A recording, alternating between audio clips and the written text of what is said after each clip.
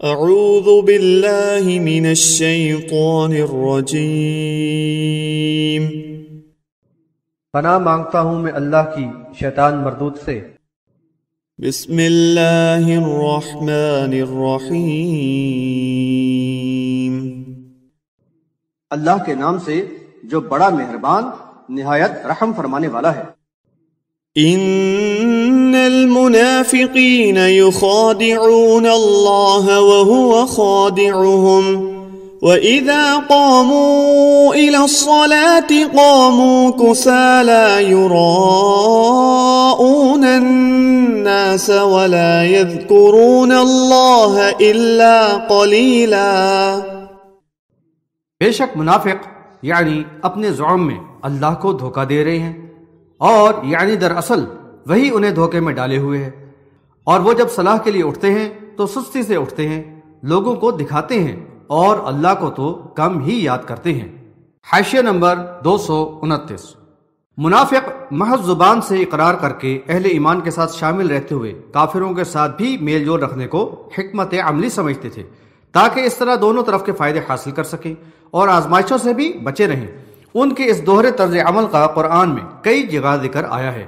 یہاں بتایا جا رہا ہے کہ اپنے اصل کو چھپا کر یعنی اپنے زعم باطل میں اللہ کو دھوکہ دے رہے ہیں، لیکن حقیقت یہ ہے کہ ان کے اس انداز فکر و عمل کے سبب اللہ نے انہیں خود فریبی میں مبتلا کر رکھا ہے۔ یہ اپنی سازشوں اور کفار سے رابطوں کے ذریعہ اسلام کو نقصان پہنچانے کے جو منصوبے بناتے ہیں، اللہ تعالیٰ بذریعہ وحی رسول صلی اللہ علیہ وسلم کو مطلع کر دیتا ہے، اور ان کی ساری چالیں ناکام ہو جاتی ہیں۔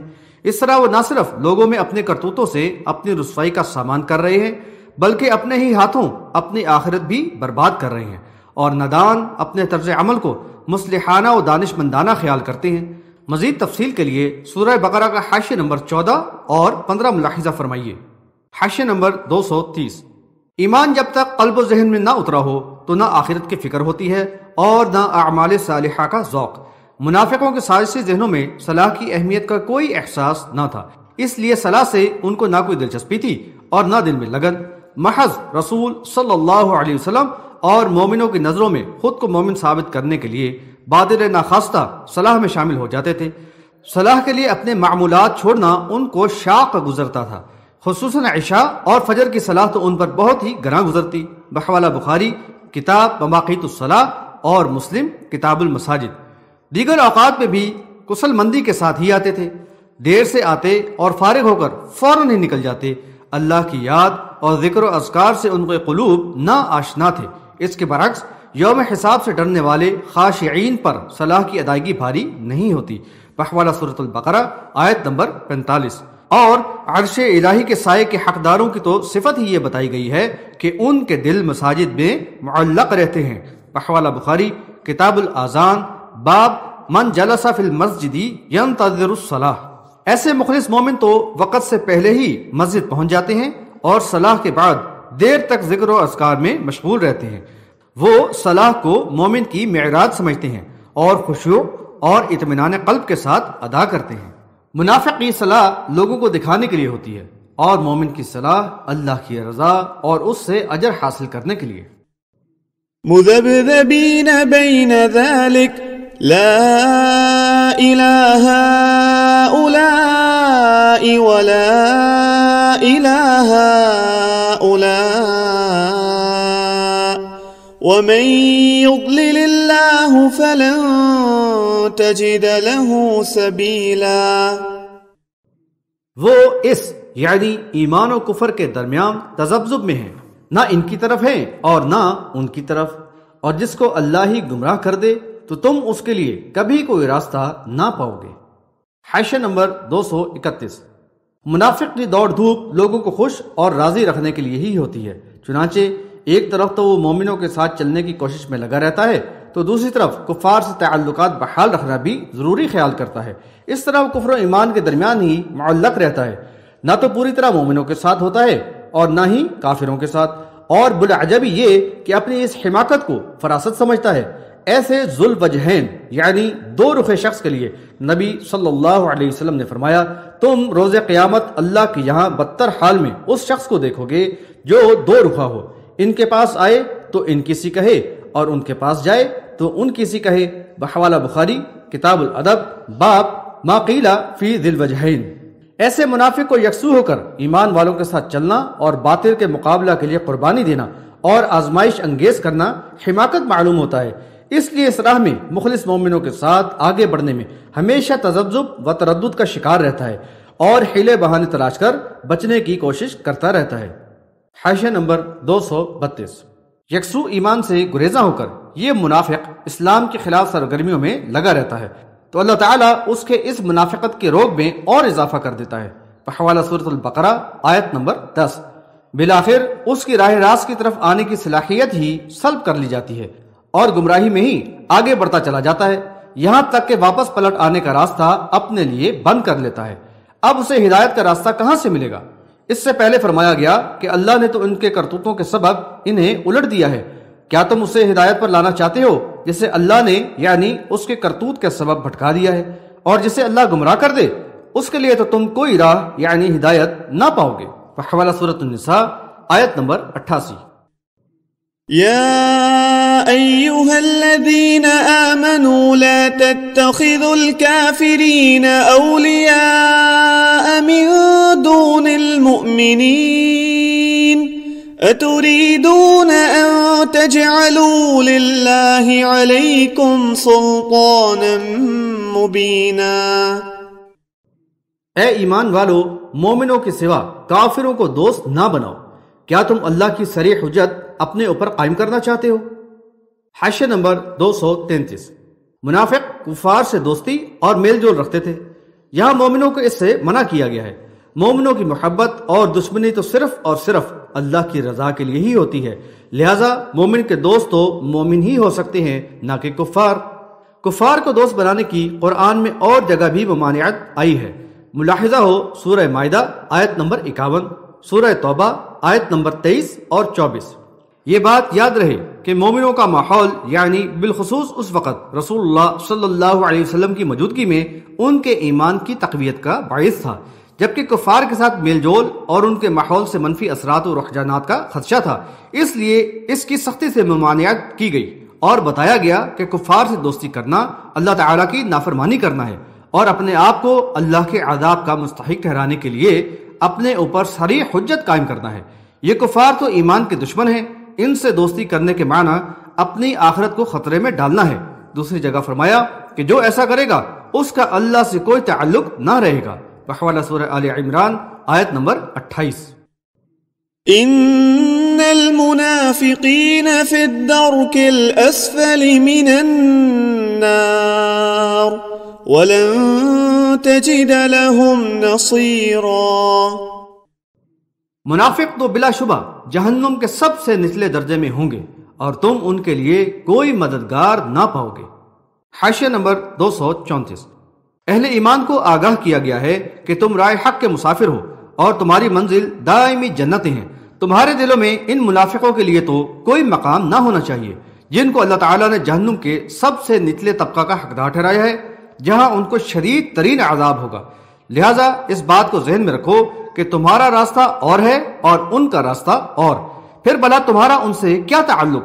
منافقوں کی علامات بھی بتا دی گئی ہیں تاکہ وہ پہچان لیے جائیں اور مخلص مومن اپنے آپ کو ان سے دور ہی رکھیں۔ نبی صلی اللہ علیہ وسلم نے فرمایا کہ منافق کی 3 نشانیاں ہیں، جب بات کرے تو جھوٹ بولے، جب وعدہ کرے تو خلاف ورزی کرے، اور جب اس کے پاس امانت رکھی جائے تو اس میں خیانت کرے۔ بحوالہ بخاری کتاب الایمان باب علامت المنافق۔ اسی باب کی دوسری روایت میں یہ اضافہ ہے کہ جب جھگڑا کرے تو گالیاں بکے۔ نیز مسلم کی روایت میں یہ اضافہ ہے کہ چاہے وہ صوم رکھتا ہو اور صلاح ادا کرتا ہو اور دعویٰ کرتا ہو کہ وہ مسلم ہے۔ بحوالہ مسلم کتاب الایمان باب بیان خصال المنافق۔ إلا الذين تابوا وأصلحوا واعتصموا بالله وأخلصوا دينهم لله فأولئك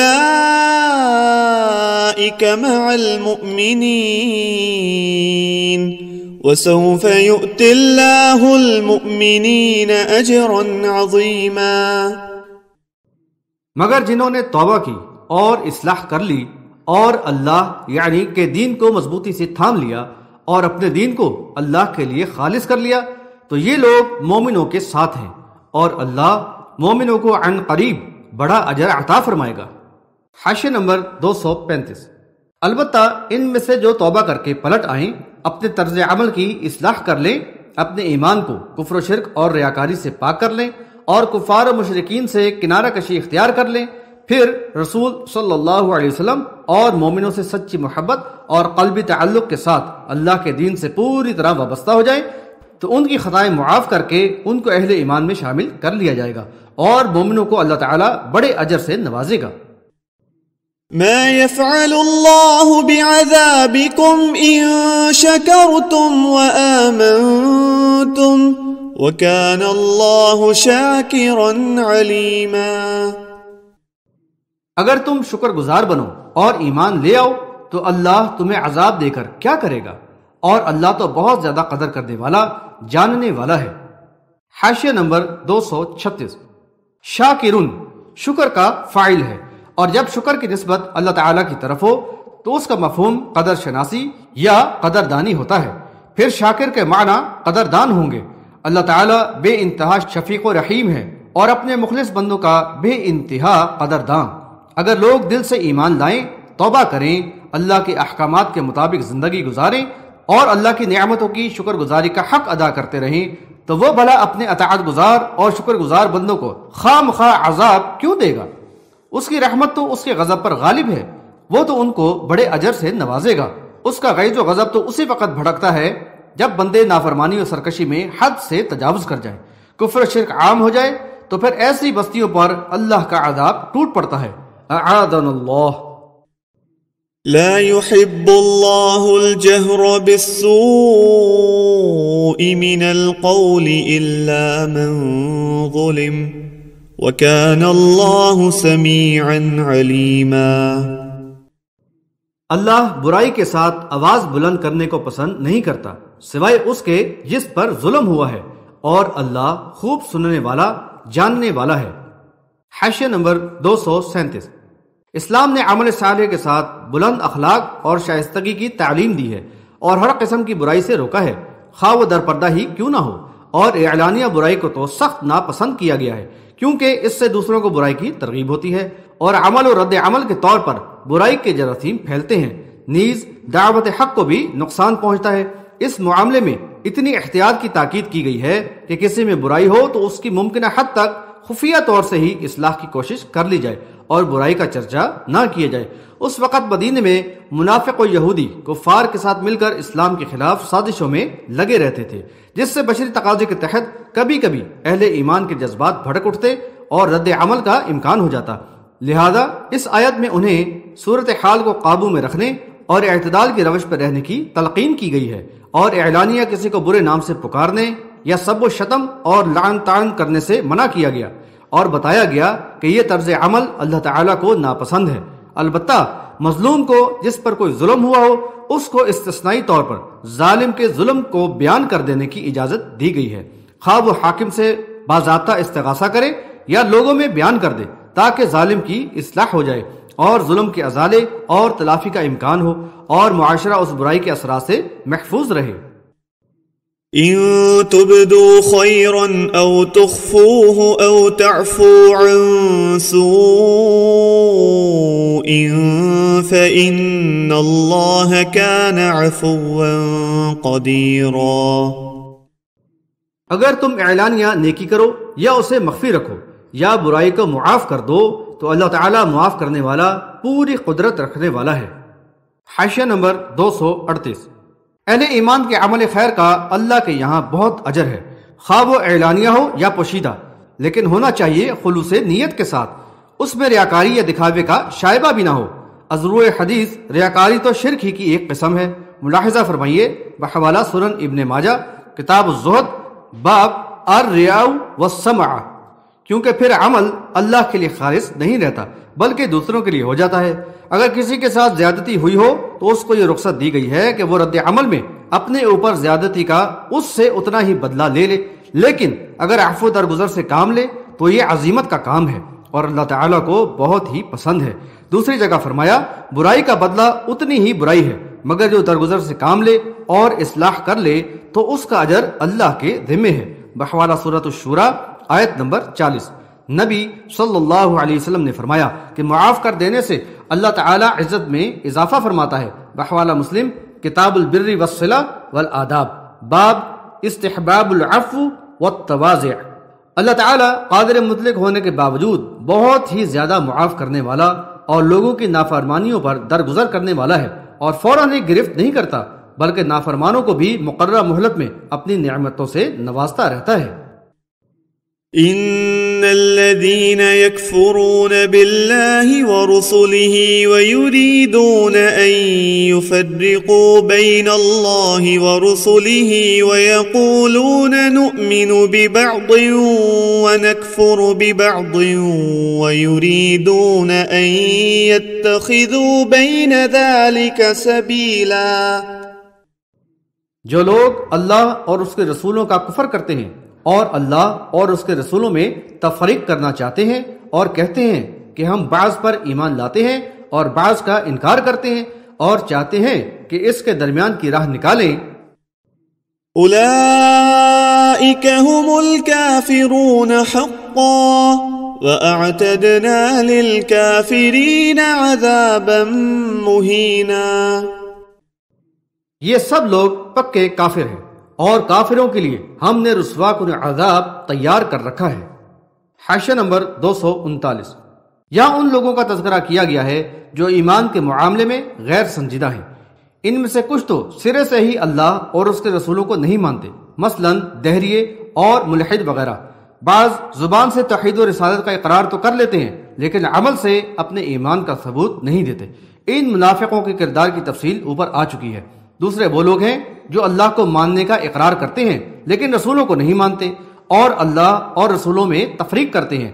آج کلمہ گو امت میں منکرین حدیث کا گروہ انہی میں سے ہے، جو قرآن کو ماننے کے تو دعوے دار ہیں لیکن رسول صلی اللہ علیہ وسلم کے فرامین کو جو صحیح احادیث پر مشتمل ہیں ماننے کو تیار نہیں اور اتباع سنت رسول ہی کے انکاری ہیں۔ اللہ کی اطاعت اور رسول کی اطاعت میں تفریق کر کے یہ فی الحقیقت اللہ اور رسول صلی اللہ علیہ وسلم میں تفریق کرنے والے بن گئے ہیں۔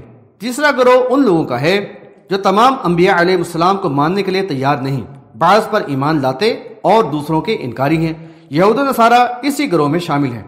اس طرح یہ لوگ ایمان و کفر کے درمیان ایک تیسری راہ نکالنے کا ذوق رکھتے ہیں۔ اللہ کی نظر میں یہ سب پکے کافر ہیں اور ان کو رسوا کن عذاب کی وعید سنائی گئی ہے۔ نیز بعض مسلک پرست اس آیت سے یہ مفہوم نکالنے کی کوشش کرتے ہیں کہ اللہ اور رسول صلی اللہ علیہ وسلم میں فرق نہیں، دونوں ایک ہی ہیں اور ان میں فرق کرنا کفر ہے۔ یہ قرآن کی صریح تحریف کے سوا کچھ نہیں۔ والذین آمنوا باللہ ورسلہ ولم يفرقوا بین احد منہم اولئک سوف یؤتیہم اجورہم وَكَانَ اللَّهُ غَفُورًا رَحِيمًا۔ اور جو اللہ اور اس کے رسولوں پر ایمان لائے اور ان میں کسی میں بھی تفریق نہیں کی تو ایسے لوگوں کو اللہ ان کا پورا اجر عطا فرمائے گا اور اللہ بہت مغفرت والا رحم والا ہے۔ حاشیہ نمبر 240۔ اللہ کو ایسے ایمان والے مطلوب ہیں جو دعوت حق پر ایمان لائیں اور اللہ کو وحدہ لا شریک مان کر دلوں میں اس کی عظمت و قدرت کا پورا احساس پیدا کر لیں، رسول صلی اللہ علیہ وسلم کو اللہ کا سچا نبی اور اس کی طرف سے بھیجا ہوا عظیم رہنما تسلیم کر لیں، پھر رسول صلی اللہ علیہ وسلم کی ہر بات کو دل و جان سے قبول کریں اور ان کی اطاعت و فرما برداری کو اللہ ہی کی اطاعت و عبادت قرار دیں۔ رسول صلی اللہ علیہ وسلم کے ہر حکم کی برضا و رغبت تعمیل و بجا آوری کو اپنے اوپر لازم سمجھیں اور رسول صلی اللہ علیہ وسلم کی نافرمانی کو اللہ کی نافرمانی اور موجب عذاب سمجھیں۔ اس طرح اللہ اور رسول صلی اللہ علیہ وسلم کے حکم میں کوئی تفریق نہ کریں، تمام انبیاء علیہ السلام کو برحق مانیں، دل میں ان سب کے لیے احترام ہو اور بحیثیت نبی علیہ السلام ان پر ایمان کے معاملہ میں کوئی تفریق و امتیاز نہ ہو اور نہ ہی اپنی طرف سے ان کی ایک دوسرے پر فضیلت بیان کریں، کیونکہ رسول صلی اللہ علیہ وسلم نے اس سے منع فرمایا ہے۔ اس کی تفصیل پہلے آ چکی ہے، ملاحظہ فرمائیے سورہ بقرہ کا حاشیہ نمبر 275۔ اس آیت میں ایسے مخلص اور سچے ایمان والوں سے اجر کا وعدہ کیا گیا ہے۔